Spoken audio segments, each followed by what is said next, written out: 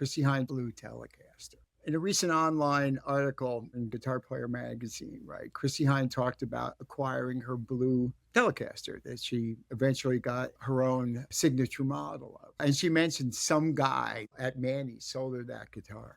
Right. I said, like, it's a long time ago. That's like 40 years ago, 45 years ago. Right. So it's a long time ago. No grief or whatever. But I'm going to tell you what really happened and how the deal went down. Okay. So sit back and relax. And here comes the story of the Blue Telecaster. I spent about 2 years working on 48th Street the first time I retired from touring. And I've retired from touring like every 7 years for most of my career. You just get fed up. So I was working on 48th Street at We Buy Guitars, right? Little guitar store, south side of the street, blah, blah, blah. Crossroads of the universe in a way in guitar and musical instrument world, right? And I've sold a lot of instruments to a lot of famous people, including Jack Lord from Hawaii Five-O and one of the Carradine kids, right? David Carradine, right? I sold him a Hagstrom baritone guitar, which at that time was incredibly rare. It still is an incredibly rare instrument for like $800. Bill Butel, a TV personality, as well as a lot of famous musicians, right?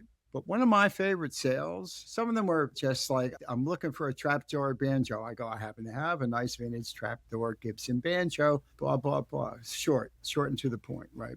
So Pete Farndon and James Honeyman-Scott from the Pretenders were spending some time in New York. This is like when their first record came out. And they'd been coming and hanging at the store. And then one day they came in, they brought Chrissie Hynde because she was looking for a Telecaster. She's a Telecaster player, right? You can see these videos of her playing a blonde Tele or Olympic white Telecaster, blah, blah, blah. She had come from England and had brought a SG Special in Polaris white, but the headstock was broken. Right. So she was looking for a Telecaster, a nice Telecaster. So I said, well, I have this one here that's original finish and it's a nice guitar. And I have this one, this blue one here with the mirror pickguard that's refinished. It's a bargain. It really is, because it's half the price of the other one. And to be honest, it's the better playing of the two. Right. So she tried it. She liked it, right? And then I was trying to close the deal. This is where it gets interesting, right? She's a tough girl from Akron, Ohio, man. She was trying to drive a hard bargain. And I was like, I can't give it to you. I think it was like, I don't know, $600 or something like that, which was a pretty good deal in 1979 for a 1963 Telecaster. So she said, I don't know, I'll get back to you. That's usually, you're walking on the deal. So I was like, okay, whatever, right? So then the phone calls started. She called me once and she said, like, you still have that Telecaster? I went, yeah, I do. She goes, like, I'll be back in New York in a couple of days and we'll do a deal for it. I go, fine. I'll take it down. I'll put it in the back. No one will touch it. So I figured, like, okay, there's a chance this deal will go down. No big deal. Whatever. It's just getting another person, another nice instrument. It makes your day in a way. You find something that they bond with and make music with. It's a good thing. So I'm waiting. Another days go by, And she calls me up. She goes, you're holding my Telecaster, right? I go, yeah, I am. And she goes, let me ask you a question. And I go, okay. She goes, I got arrested last night in Memphis. And I went, it happens. Right? She goes, they put me in a police car and I kicked the back window of the police car out. And I thought to myself, she is a tough girl from Akron, Ohio, right? I was surprised she was still able to talk to me. Memphis is like not really the most friendly police force in the world in my experience, right? I'm sure it's a lot better now. So she said, do you think any less of me because of this? I said, no, it's a very rock and roll thing to do. She goes, it's because you drank too much. And I go, listen, I still have your guitar. And when you're in town and you're ready, come on, right? So she comes on and then it became a battle. It's like, yeah, that's too much. It's like, no, it's not. It's a good deal. You can go across the street and pay more for one that's not as nice as this, right? Now, at this point, she was digging it. So I was like, I wanted it to happen. And she says to me, would you take my SG in trade?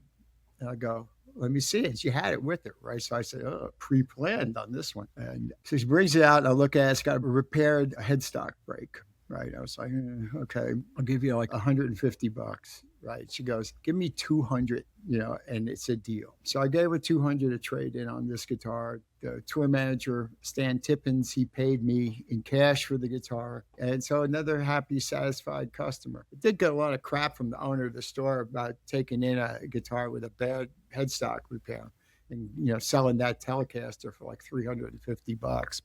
What do you mean you took that? The guitar's worth like $100. You gave her like $300. I go, like, she get me on fucking TV with this thing, and that kind of stuff. hey, that's the way it works.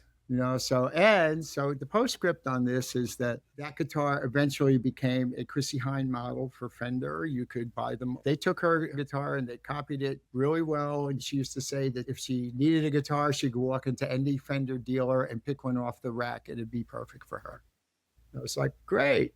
And then she says, I bought it from some guy on 48th Street. I think he worked for Manny's. It was a long time ago. And I was like, oh, thanks a lot. They give you a deal and you can't even remember my name, So it's like, well, I'm talking about it now, and I know you still have it, and I know you don't take it back out very much. You use those Fender Chrissie Hynde models, but it was fun to sell you that guitar, and I know you made some great music on it. All right, so it all came out clean in the mix, okay? That's the story, it really is.